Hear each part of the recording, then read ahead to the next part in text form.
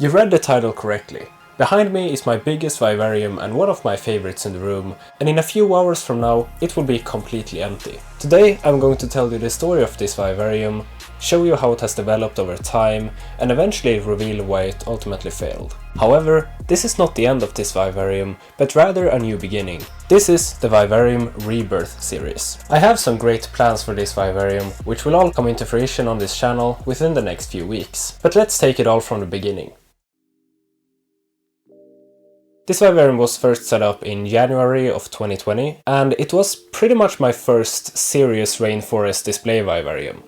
I did have some dart frogs before that, but their vivarium wasn't the prettiest to say the least. Due to the fact that this was one of my earliest projects, it is kind of littered with beginner mistakes. But back then I was really just excited to get going and to start it. The background in this tank is cocoa fiber carpet or cocoa fiber liner that I have just attached straight to the glass with aquarium silicone. And I also attached various wood pieces to it. Then it was set up in a pretty normal way. A layer of clay balls, a drainage pipe, geotextile fabric to separate the substrate from the drainage layer, and it did use a fairly primitive substrate mix that I wouldn't really use today, but we're going to get into that shortly. I can't really say that the first planting of this vivarium was anything too impressive.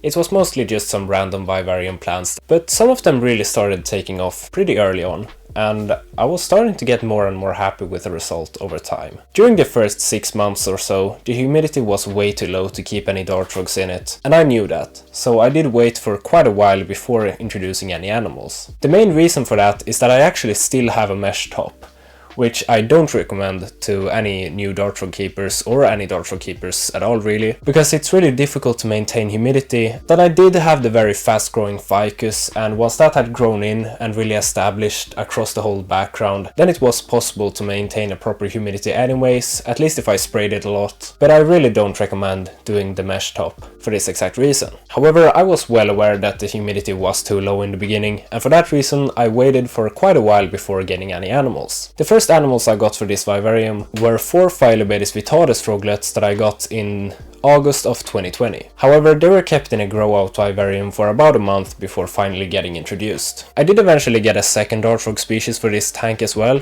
Mixing dart frogs is a very controversial topic, and I don't recommend trying it unless you know what you're doing. But I do have a whole video about that in case you want to check it out.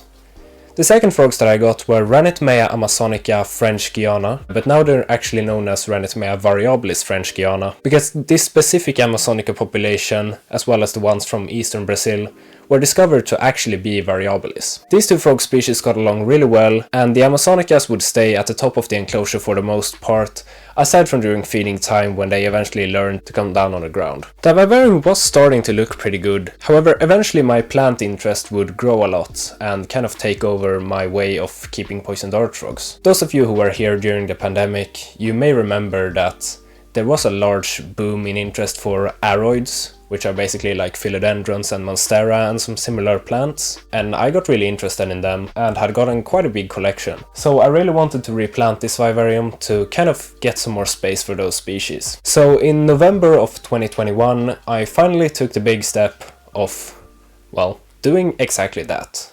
Up until that point I had used a substrate mix that wasn't exactly optimal. It contained a large part of sphagnum moss, Exoterra forest moss, as well as some cocoa fiber, which doesn't really work that well in a vivarium over time because it breaks down very quickly. The depth of the substrate had actually been cut in half because it was getting so much more compact, and it was basically just soggy mud at that point. Today I'm using more mixtures that are mostly based around reptile bark or orchid bark or something similar, and I think that works much better in the long run. So I decided to replace the substrate and at the same time also replant the vivarium. And this was a really good decision, as it turns out, because I think it looked a lot better once I was done doing that. A few months from now, I would say that the glory days of this vivarium started, and this was definitely when it was looking at its best. However, I would run into a different issue later on. You see, the background I had initially used was cocoa fiber carpet, and I had attached some branches and stuff straight to it with aquarium silicone. However, these branches didn't really hold up that well. Or rather, the cocoa fiber carpet didn't. Because actually, believe it or not, in one section the entire cocoa fiber carpet basically just split in half. So the branch pretty much just fell down. I did have to temporarily put some big bamboo sticks in there to keep that branch from falling down. And I also had a cork bark branch which just broke in half, because cork bark doesn't really last for too long in that environment, at least not in that form. So something had to be done. What I ended up doing was one more kind of big reset, where I kept most of the cocoa fiber background in place, but I removed all of the branches that were stuck to it so that I would be able to have all of the branches being completely loose so that I could remove them if that would be necessary. I think this was the best thing to do at the time, because I really didn't have time to make a new background or anything. But the cocoa fiber itself wouldn't be that sustainable in the long run either. And I could say that replanting it this second time wasn't as voluntarily as the first time that I did it, because then I was really excited to get all of these new plants into it. This time it was more because I had to, and it would never look as good again as it did before that. After this second major change, I also changed up which frogs I kept in here, because I had set up another vivarium that I thought would be perfect for the Ranitomea amazonicas. So I ended up putting them in there, and instead replacing them with a group of Epipedobates anthonii riodaule. For a while, the group of anthonii had this vivarium for themselves, but they eventually got to share it with my Phyllobates vittatus again, because those species have no risk for creating hybrids, and they actually get along very well. Well, after that, it did still grow in, and I would say that it started looking pretty good again, but I wouldn't really say that it was the prettiest thing. I know that I have been pretty good at getting some good angles of it for the video, where the flaws aren't exactly visible. But now it's time to stop that cherry picking and show you the backside of this vivarium. Quite literally the backside, or at least the background, because this is what happens to the cocoa fiber after almost 4 years. There are many parts to it that have just completely fallen apart, mainly the parts that have been in contact with some kind of hardscape or anything along those lines. So you can see that there are some major bald spots, and I think that's an understatement. And while this looks pretty lush and green, it's really mostly just one plant that's keeping this vivarium from completely falling down into the abyss, and that's this Ficus sagittata, which is completely invading everything, and I would like some more diversity in this vivarium. But yeah, I think the main problem is, in fact, the cocoa fiber background simply falling apart. And I think it's time to do something about that once and for all, and simply restart from scratch with a new background. This is something that I've hinted to wanting to do in some of my previous videos, but it has taken me a while to get around to it. But recently we could say that I felt a string of inspiration. This time I really wanted to step up my game when it comes to making backgrounds. I have frogs in here, and I have to put them in temporary vivariums during the time that I'm finishing this build. And I want to minimize the time that they spend in there, so for that reason I have basically already finished the 2 major elements of the background in this vivarium. I will give you a bit of a sneak peek, but next week you will see a complete video about how I made this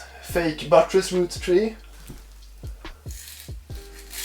And here you have a small part of a rock wall made out of hypertufa. Here is kind of the back panel of it.